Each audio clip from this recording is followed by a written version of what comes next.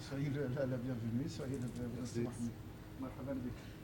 Marhaban bikoum, et soyez les bienvenus. Et avant de rentrer tout à l'heure et de vous rencontrer, j'ai déjà fait une petite présentation de notre émission et j'ai annoncé que nous allons parler de votre engagement, votre implication et de votre collaboration avec les pouvoirs publics, que ce soit au Maroc ou ici en France. On va, Inch'Allah, parler de trophées que vous avez obtenus de la part du consulat du Maroc à Strasbourg. Donc, j'aimerais juste faire une petite présentation et je commence par vous, c'est Moha. C'est Moha, Mohamed Ouabouz. J'ai 47 ans, je suis arrivé à l'âge de 4 ans en France. J'avais fait beaucoup d'humanitaire en étant jeune, souvent au Sénégal avec des associations. Et puis l'idée avec des amis, c'est de refaire la même chose pour le Maroc. Donc on est parti pour créer l'association PAMLIer. Madame Bonjour, donc moi c'est Marie Martinerie et puis j'ai intégré l'association PAMLIer depuis à peu près un an et demi. Et puis voilà, par volonté d'aider, surtout la partie humanitaire. Et voilà, découvrir un peu le Maroc et puis la communauté marocaine, mais bon, ça s'étend sur bien autre chose et c'est justement ça qui m'a beaucoup plu aussi dans les choix de PAMLIer. Très bien. C'est Mohamed, pourquoi PAMLIer? D'où vient le nom PAMLIer? PAMLIer, c'est comme nous avons grandi avec les amis à Pont-à-Mousson. Les initiales de Pont-à-Mousson, c'est PAM, Pont-à-Mousson. D'où, comme je disais, il y a l'usine Pont-à-Mousson, il y a le logo derrière vous, PAM. Et puis maintenant nous habitons, l'association se trouve à Blénod-les-Pont-à-Mousson, donc nous avons changé de nom, c'est PAMLIer Blénod. D'accord. Ouais. Et PAM c'est pour Pont-à-Mousson et lié c'est la liaison France-Maroc. Oui, le verbe lier, quoi. Voilà, c'est ça, exactement. Que ça soit associé, que ça soit coordonné, que ça soit... c'est Mohamed, c'est Moha. Par contre, j'aimerais bien savoir un peu le contexte et la genèse dans laquelle la société a été créée. Quelles sont les motivations qui vous ont poussé à créer l'association? C'est comme quand on était jeune, on faisait partie d'une association qui s'appelait CENI, donc on avait 14-15 ans. Nous avons fait beaucoup d'humanitaire au Sénégal et ça nous a donné l'envie de le faire, d'aider les gens. Et allant souvent au Maroc, on voit que dans le Grand Atlas, le froid, l'hiver, donc on a eu l'idée au début de commencer à envoyer des vêtements. Donc en 2016, on avait créé l'association pour faire un premier voyage de sacs. On avait envoyé 70 sacs par un transporteur au Maroc dans le Atlas. Du coup, nous avons continué à un peu plus à vouloir aider les jeunes Marocains. C'est pour un engagement social et pour la solidarité, pour venir en aide pour les familles qui sont dans le besoin. Oui, c'est ça. Et puis de temps en temps, quand il y a des opérations, on fait des petites cagnottes et puis on aide les gens. D'accord. Et là, on passe aux activités et aux réalisations de l'association. Est-ce que vous pouvez un peu nous parler des réalisations les plus importantes? Je sais que vous avez pas mal de réalisations, mais là, on va rester sur les plus importantes. Le gros voyage qu'on a fait il est récemment, c'était au mois de décembre. Oui. Avec un groupe de jeunes, parce que je m'occupe aussi d'une équipe, d'un club de foot de filles. Et les filles, elles ont participé au projet pour notre voyage humanitaire au Maroc en réalisant des bracelets qu'ils ont mis en vente. Donc tous les dimanches matins, on faisait le tri des vêtements, préparer les sacs pendant 6 mois, on a préparé, chercher des sponsors pour financer le voyage. Et nous avions loué 2 camionnettes auprès de l'Ocacide à Dieuloir pour faire un voyage, faire comme nos parents faisaient au fait dans le temps, c'est de partir de Pont-à-Mousson jusqu'au Maroc en passant par l'Espagne, le bateau, pour que les jeunes puissent voir, parce que maintenant ils partent tous en avion, Ryanair avec les prix. Donc là, ils ont pu voir le voyage sur tout le chemin. Ça, c'est le dernier. C'est le dernier qu'on a fait. On est parti le 19 décembre et nous sommes revenus le 2 janvier. Marie, en fait, vous avez participé aussi à ce dernier voyage au Maroc. Est-ce qu'on peut l'appeler voyage ou plutôt pour une cause humanitaire? Eh bien, après, je pense que les deux vont dans le sens où ça a été vraiment un voyage, mais plus voyage vraiment de l'esprit et puis un voyage culturel qui a apporté énormément, je pense, à tout le monde.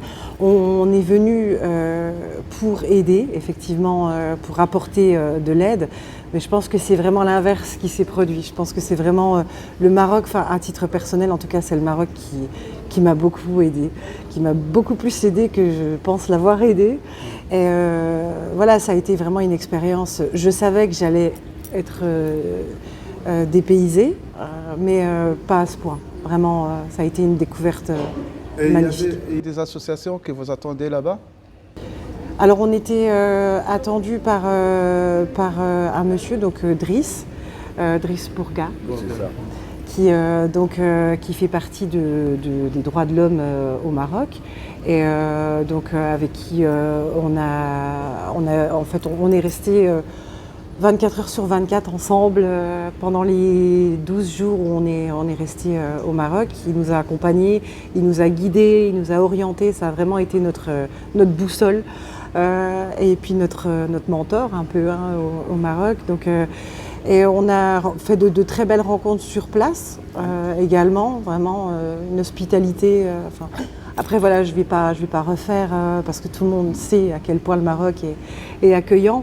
Mais oui, on avait aussi des contacts avec des associations sportives pour donner des affaires sportives à des équipes de foot féminine. Et puis voilà, mais on a fait énormément de rencontres que je laisserai le président citer parce qu'on en a tellement fait. C'est Moha, je souhaiterais vous poser la question sur comment ça se passe, cette collaboration avec les autres associations au Maroc, et comment ça se passe aussi avec celle d'ici, s'il existe. Ici, on est tout seul, puis il y a la mairie de Blénaud qui nous fournit à local les lieux. Puis là au Maroc, on a échangé beaucoup avec les clubs de foot de la région de Melab et Tourouk, section féminine. Et puis nous allons envoyer encore des affaires au club de Tinjled, donc les associations plus de sport, mais sinon pour l'instant, l'idée c'est de créer peut-être une autre association au Maroc qui serait PAMLIer pour la douane, pour les papiers, pour que ça soit plus simple. Parce qu'on a eu des petits soucis à l'aller parce qu'il nous manquait quelques papiers qu'on n'a pas eu à temps. C'est là que justement que Driss, heureusement il était là, Driss Bourga qui a pu nous aider. Et puis on a eu le directeur de la douane, j'avais noté le nom, c'est Bouchra Mourad qui nous a réussi à nous libérer les matériels de sport. Donc on a pu ramener les ballons, les distribuer dans les villages. Accompagné de Monsef et puis de Hassan Skour qui nous a beaucoup aidé. Puis Madame Haïdar qui est aussi partie de la douane. Puis Aziz Latif, qui grâce à lui nous a facilité les tâches, qu'il a pu me donner des contacts au Maroc pour les associations. Notre voyage a été filmé grâce à Badr et à Outman, nos deux caméramans qui ont suivi les 10 jours. Ils ont été patients. Les enfants, des fois, ils n'étaient pas prêts. Donc la patience, franchement, bravo, merci à eux. Et puis aussi, je veux remercier aussi la belle-mère à Khalid, à notre secrétaire qui nous a hébergés à Marrakech. Et puis mes parents qui nous ont hébergés aussi à Erachidia, qui nous a permis de faire un peu des économies pour l'association. Donc passer une nuit, puis un repas, puis un petit déjeuner. Donc toujours ça, des économies de prix pour l'association. En tout cas, merci à tout le monde. Là, je souhaiterais juste parler un peu pour vous, comment déjà vous avez parlé comme quoi que vous allez, peut-être ça c'est dans le projet à venir, vous allez créer peut-être une association là-bas au Maroc pour que vous puissiez travailler d'une façon convenable et d'une façon avec sûreté, quoi.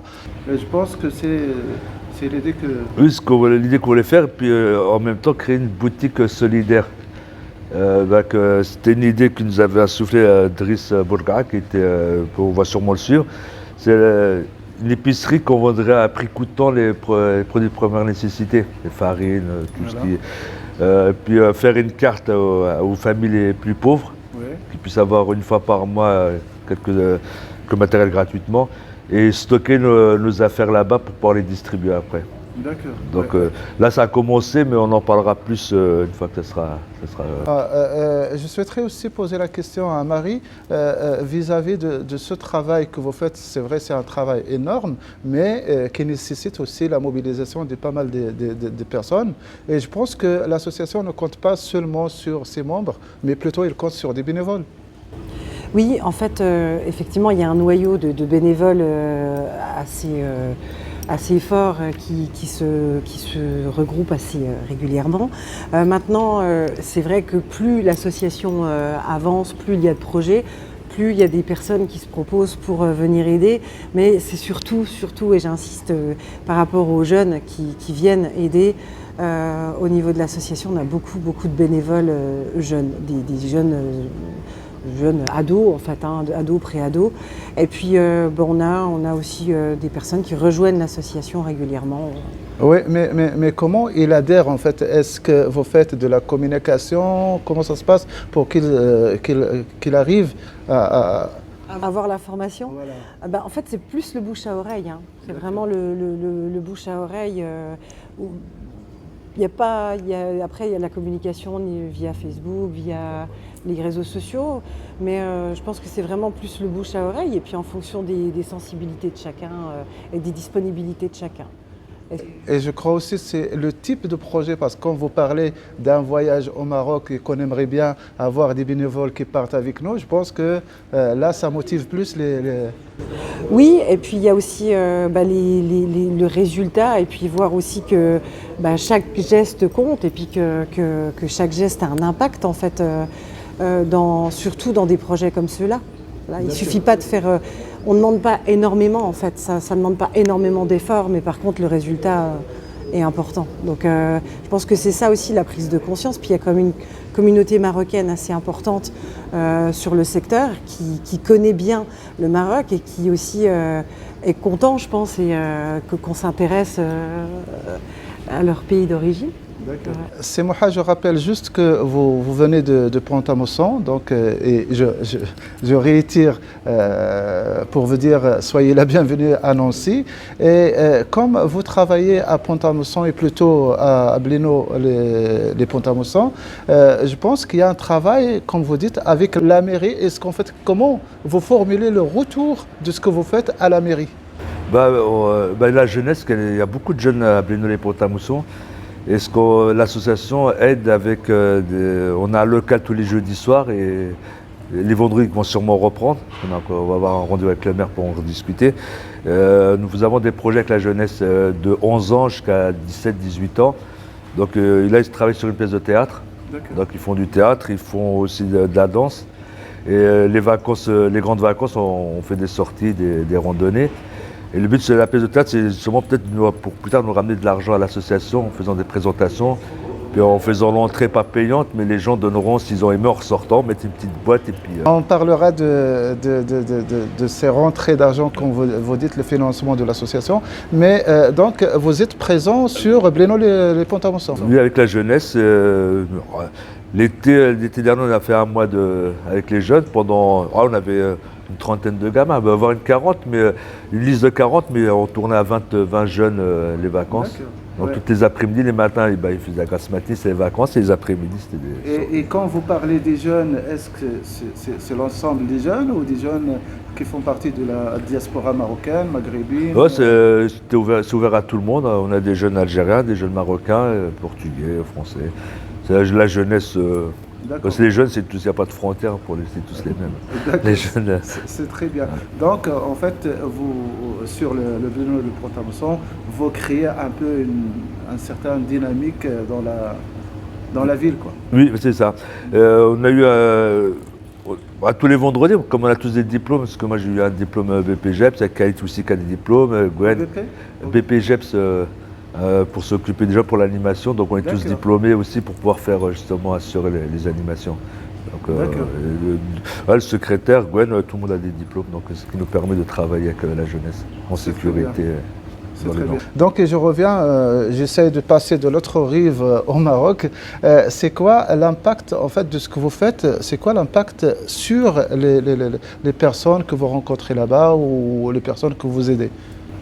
L'impact, c'est déjà les gens sont vraiment contents qu'on vienne. Parce que les jeunes, nous avons fait un film qui sera diffusé sûrement plus tard au cinéma de Blénaud. Et on verra que les jeunes, ils ont pu faire beaucoup d'activités grâce à l'effort qu'ils ont fait toute l'année de préparer le matériel, de venir jusqu'au Maroc livrer. Partout où on a été, ils ont fait des activités, ils ont fait du cheval, ils ont fait de l'escalade. Les gens leur faisaient gratuitement. On était à Tenerife, on a été dans une auberge justement pour passer la nuit. Le monsieur de l'auberge nous a demandé, nous a proposé des activités gratuites pour les jeunes, donc il y a un retour pour les enfants. On voit le sourire sur le visage de Marie. Donc partout qu'on a été, au fait, on a été très bien accueillis. Puis les gens ont joué le jeu. On n'a pas eu les mêmes prix que des touristes. On a vraiment eu des tarifs qui ont aidé l'association, parce qu'on n'est pas riche. On n'est pas parti en vacances, on est parti en humanitaire, et les gens l'ont compris. On a été hébergés à Merzouga, franchement c'était la classe pour les jeunes, ils étaient contents. Ils ont fait du 4x4 gratuitement, ils ont fait pas mal, toutes les activités qui normalement étaient payantes, ils ont tout fait gratuit. Donc les gamins, ils ont fait un peu des vacances et de l'humanitaire. Donc, d'après ce que j'ai compris, donc, vous avez joint, comme on dit, l'utile à l'agréable. Donc, en même temps, vous êtes parti pour des activités un peu caritatives et en même temps, il y avait les jeunes qui sont partis aussi pour voir comment ça se passe au Maroc, la vie, comment elle est. Et en même temps, c'est vrai, ils ont pris ce plaisir de partager. Est-ce que vous pouvez rajouter un petit chouïa, comme on dit, à ce que vient de dire Semouha? Oui, alors en fait, voilà, tout a été dit, mais c'est vrai qu'au niveau des jeunes, en fait, il y a déjà eu la découverte d'une vie qui était différente de la leur, moins axée sur tout ce qui est matériel, et puis la récompense de tous les efforts qu'ils ont donnés alors qu'ils n'attendaient rien. C'était déjà pour eux énorme de pouvoir faire ça, mais voilà, toutes les mains tendues qu'ils ont eues au Maroc, et c'est vrai qu'on a remarqué quelque chose, c'est qu'au départ, les jeunes étaient beaucoup sur leur portable, et au bout de quelques jours, il n'y avait plus de portable. Les gamins se sont complètement ouverts à la réalité, et ils étaient vraiment dans le moment présent, parce que c'est un peu ce qui manque aujourd'hui. Et voilà, ils ont fait des choses quelque part simples, mais réelles, quoi. Je veux dire, pas en ligne, réellement. Voilà. Et comment vous avez ressenti, comme j'ai dit à Semouha, cet impact de votre geste vis-à-vis des Marocains? Comment vous avez et ma question aussi, est-ce que vous pensez que cela est suffisant pour, je ne sais pas, résoudre un problème au Maroc? Alors après, juste tel que moi je l'ai ressenti, parce que là on est vraiment sur quelque chose d'assez personnel et intime, c'était presque trop de remerciements, parce que je pense qu'on peut faire bien plus. Alors quand je dis on, c'est d'une manière générale, on peut faire bien plus. Et j'avais vraiment l'impression de trop de merci pour le peu qu'on a fait, et je pense que c'est vraiment ces populations qui sont vraiment loin de tout ce qui est matériel, qui finalement sont peut-être plus heureuses que nous et ont plus à nous apporter que l'inverse. En fait, après, ça suffit, non, parce que ça suffit pas du tout. Je veux dire, je pense que vraiment, si tout le monde donnait un tout petit peu, parce qu'en fait, comme je disais tout à l'heure, c'est vraiment donner un tout petit peu pour un résultat qui est énorme. Et honnêtement, je pense que ça vaut tout le matériel du monde, hein, ce qui s'est passé au Maroc. Enfin, j'encourage vraiment tout le monde à faire ça, parce que c'est un voyage ça sera de l'esprit. Ça sera le message de la femme. Donc, Semouha, merci d'ailleurs pour l'éclaircissement. Semouha, quand vous êtes arrivé là-bas, vous avez dit qu'il y a une personne qui était là pour vous accueillir. Et aussi, comment vous avez, est-ce qu'il y a une réaction de la part des autorités, des pouvoirs publics et ainsi de suite? Il y a Idriss Bourak qui nous a accueillis à l'arrivée. Et je devais recevoir un document d'une association du Maroc pour pouvoir rentrer avec le matériel à la douane. Je ne l'ai pas eu à temps, donc on ne pouvait plus annuler, donc nous sommes partis quand même. Donc nous avons tenté, ça n'a pas pu. Donc on a laissé un camion à la douane avec quelques vêtements. Mais en échange, pendant 2 jours, essayer de rencontrer les autorités de la douane, mais toujours bien accueillis et respectueux. En plus, moi, je parlais pas trop pas trop l'arabe, je suis plus un peu le berbère. Donc j'ai pu bien m'exprimer en français. Et puis pour moi, c'était tout nouveau, donc l'association. Puis j'avais quand même 5 jeunes avec moi. Donc les jeunes ont pu passer, on a pu être hébergés grâce à Driss Aboulra qui nous a trouvé où dormir pendant 2 jours. Et, en rencontrant le directeur de la douane, on a pu échanger, il a réussi quand même à me donner tout ce qui était matériel de sport pour pouvoir les ramener. Et partout où on a été, du coup, ce qui est administration, on a toujours été bien accueillis. Jusque dans les régions de Mellab, ils ont arrangé à nous faire un match, l'équipe féminine de Touroug et de Mellab en même temps, avec une petite fête autour, on était accueillis avec le thé. On a pu, même le lycée, pour qu'on a ramené le matériel de Mellab, nous avait accueillis. Donc c'était un peu. En parlant de Mellab, c'est vrai, c'est de là que j'aimerais bien remercier, je ne veux pas le faire passer inaperçu, de remercier c'est Aziz Latif, qui est vraiment, qui travaille à arrache-pied, comme on dit, afin de soit faciliter le passage, soit mettre en lien des personnes. Et merci, c'est Aziz. Par contre, je vous ai entendu tout à l'heure aussi remercier, d'ailleurs, je vais le répéter.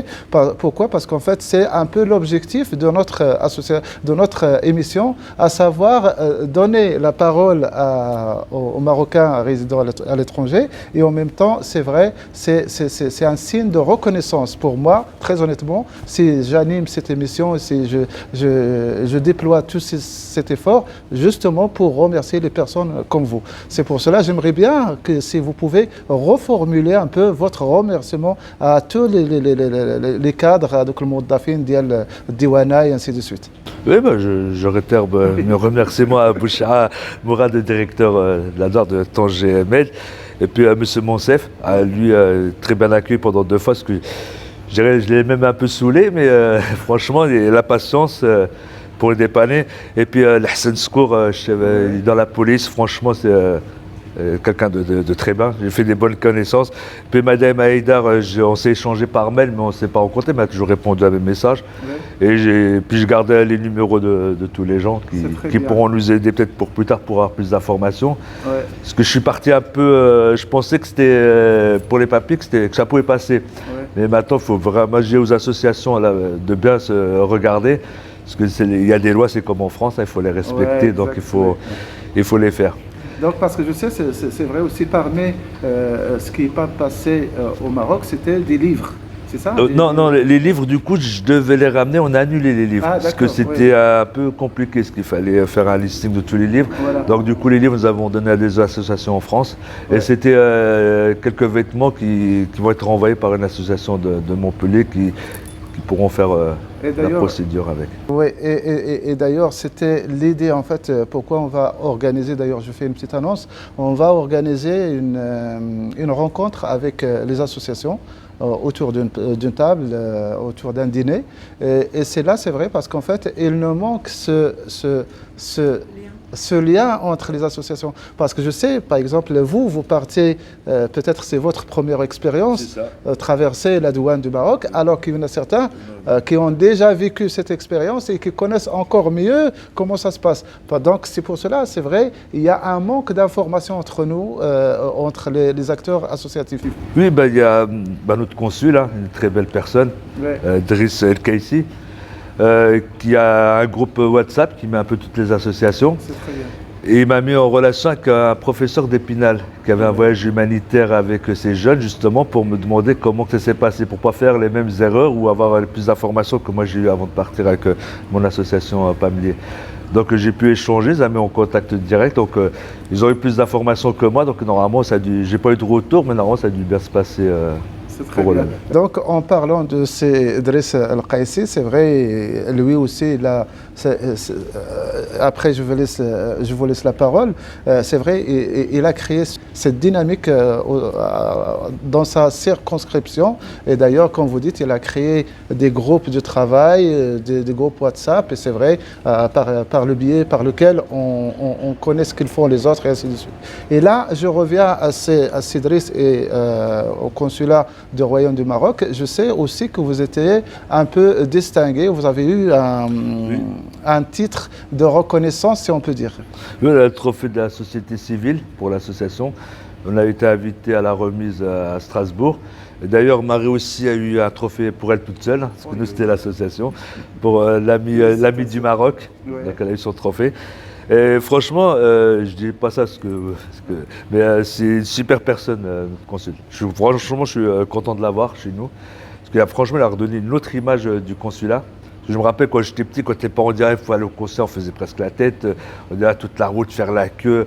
Là, on arrive, tout est informatisé, tout se passe bien, l'accueil chaleureux. Franchement, il a redynamisé le consulat, puis ça donne même envie aux jeunes d'y aller. C'est très bien. D'ailleurs, avant de terminer, j'aimerais bien aussi donner la parole pour qu'il nous parle un peu de cette distinction qu'il a eue aussi. Donc, merci Semouha pour ce témoignage par rapport au consul du Royaume du Maroc, Cédric El-Qaissi. Et je pense que même Marie, il a reçu aussi un trophée aussi en tant qu'ami du Maroc. Oui, donc j'ai eu l'immense privilège et plaisir d'avoir été récompensée par un trophée, donc voilà, ami du Maroc. Et je ne m'y attendais pas et comme je vous ai dit tout à l'heure, hein, pour moi le Maroc m'a beaucoup plus aidé que l'inverse. Donc voilà, c'est une double plaisir en fait. Et encore une fois, merci à Monsieur le Consul parce que ça a été une très belle rencontre. Enfin, plusieurs belles rencontres avec. Parce que je sais aussi que vous opérez dans une autre action, dans une autre dimension, non? Oui, voilà, il y a le côté humanitaire et puis le côté également animal. Donc je suis animaliste, où j'ai pu représenter l'association One Voice et j'œuvre aussi avec L214 pour tout ce qui est défense des animaux et nous sommes des antispécistes, donc contre le fait de penser que l'humain est au-dessus de l'animal. Voilà. Et j'en ai discuté également avec le consul par rapport aux chiens errants au niveau du Maroc et j'aimerais mettre en place, ça a déjà commencé en discussion, une action pour limiter, pour réduire le nombre de chiens errants au Maroc. Voilà. C'était un peu la même idée de mon fils quand il a vu des chats partout. Donc il m'a dit, papa, je vais créer une association des chats. Voilà, donc à la limite, on peut faire quelque chose ensemble. Voilà. Toutes les bonnes volontés seront les bienvenues parce que c'est vrai qu'il y a beaucoup à faire. Alors quand je dis le Maroc, c'est partout, hein, je veux dire, mais là c'est parce que justement je suis allée au Maroc.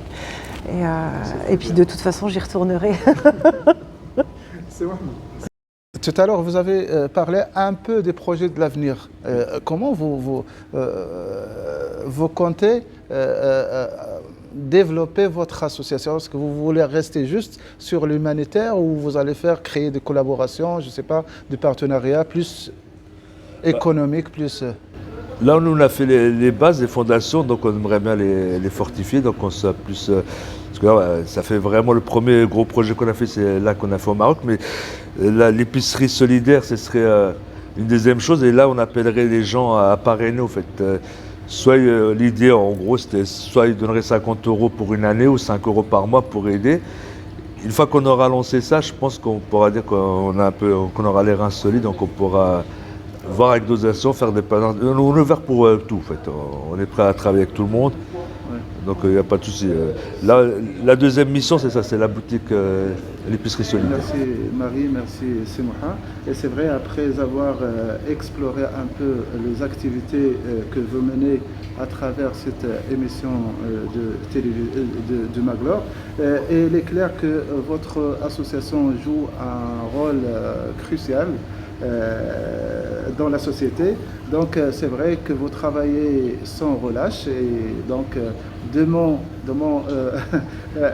côté je ne fais que vous féliciter et vous encourager et surtout c'est vrai quand on voit que vous travaillez pour cette personnel, ces familles et cette communauté un peu, je peux dire un peu marginalisée qui est dans le besoin, donc je ne peux une autre fois que vous remercier. Donc, nous pouvons être reconnaissants aussi de votre travail. Il est important que nous demandons un soutien à votre association, un soutien à tout ce que vous faites Et de notre côté aussi, on demande à notre auditoire et à ceux qui nous suivent de nous soutenir la chaîne Magloire. Je vais vous laisser le dernier mot. Bah, déjà, merci beaucoup pour l'invitation et puis pour le travail extraordinaire que vous faites aussi, hein, parce que donner la parole aux associations, puis franchement, c'est bravo, tout mon respect. Merci beaucoup. Marie. Écoutez, tout a été dit, je crois. Donc, à mon tour, je vous remercie beaucoup et merci à votre radio, merci à vous. Et puis, merci surtout pour Pamiers et puis pour le futur de Pamiers. Merci beaucoup et merci à tous les bénévoles aussi parce que c'est vrai, il ne faut pas oublier tous ceux qui participent. Il y a des personnes qui travaillent dans l'ombre, donc là aussi on n'oublie pas de les remercier. On remercie tous ceux qui participent à la réussite de vos actions et qui vous suivent et qui vous soutiennent. Merci, à la prochaine fois. Merci. Au revoir. Au revoir. Au revoir.